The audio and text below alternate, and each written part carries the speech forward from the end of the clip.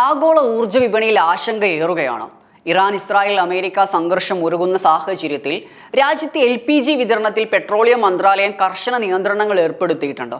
പ്രധാന ഊർജ്ജ ഷിപ്പിംഗ് പാതയായ ഹൊർമൂസ് കടലിടുക്കിലെ തടസ്സങ്ങൾ ഇന്ധന ഇറക്കുമതിയെ പ്രതികൂലമായി ബാധിച്ചതോടുകൂടെയാണ് സർക്കാർ അടിയന്തര നടപടികളിലേക്ക് നീങ്ങുന്നത്.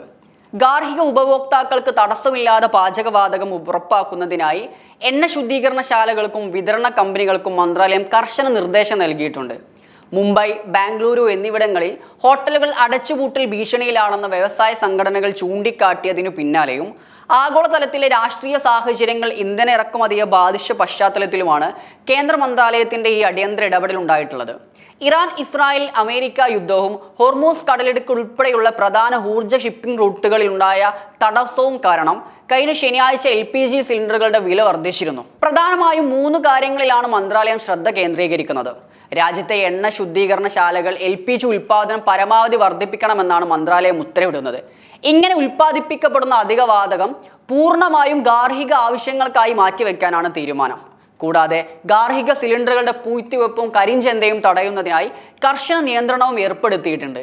ഇനി മുതൽ ഒരു സിലിണ്ടർ ബുക്ക് ചെയ്താൽ അടുത്ത ബുക്കിങ്ങിനായി 25 ദിവസം വരെ കാത്തിരിക്കണം. സാധാരണക്കാരായ ഉപഭോക്താക്കൾക്ക് സിലിണ്ടറുകൾ കൃത്യസമയത്ത് ലഭിക്കുന്നതിന് വേണ്ടിയിട്ടാണ് ഈ നീക്കം ഉണ്ടായിട്ടുള്ളത്. വിതരണ കാര്യത്തിൽ മന്ത്രാലയത്തിന് വ്യക്തമായ മുൻഗണനാ ക്രമങ്ങളുണ്ട്. ആദ്യ മുൻഗണന വീടുകളിലെ പാചക ആവശ്യങ്ങൾക്കാണ്.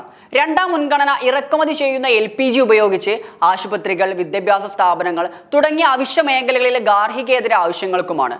ഹോട്ടലുകൾ, റെസ്റ്റോറൻറ്റുകൾ, മറ്റു വ്യവസായ സ്ഥാപനങ്ങൾ എന്നിവിടങ്ങളിലെ ഗാർഹികേതര LPG വിതരണം പുനഃപരിശോധിക്കാൻ 3 OMC എക്സിക്യൂട്ടീവ് ഡയറക്ടർമാരടങ്ങുന്ന ഒരു പ്രത്യേക കമ്മിറ്റി രൂപീകരിച്ചിട്ടുണ്ട്. ഇവരുടെ റിപ്പോർട്ടിന്റെ അടിസ്ഥാനത്തിലായിരിക്കും വാണിജ്യ ആവശ്യങ്ങൾക്കുള്ള വിതരണത്തിൽ മാറ്റങ്ങൾ വരുത്തുക. അന്താരാഷ്ട്ര വിപണിയിൽ അനിശ്ചിതത്വം നിലനിൽക്കുന്നിടത്തോളം കാലം ഈ നിയന്ത്രണങ്ങൾ തുടരാനാണ് സാധ്യത. സാധാരണക്കാർക്ക് ഇത് ഗുണകരമായിട്ടുള്ള കാര്യമാണ്. കാരണം 25 ദിവസത്തെ ഇടവേള വരുന്നതോടെ സിലിണ്ടറുകളുടെ ദുരുപയോഗം കുറയും. ഹോട്ടലുകളിലേക്കും മറ്റും ഗാർഹിക സിലിണ്ടറുകൾ അനധികൃതമായി കൊണ്ടുപോകുന്നതും തടയാൻ ഇതിലൂടെ സാധിക്കും. എന്നാൽ പെട്ടെന്ന് ഗ്യാസ് തീരുന്ന വലിയ കുടുംബങ്ങൾ ഈ നിയന്ത്രണങ്ങളിൽ ജാഗ്രത പാലിക്കേണ്ടി വരും.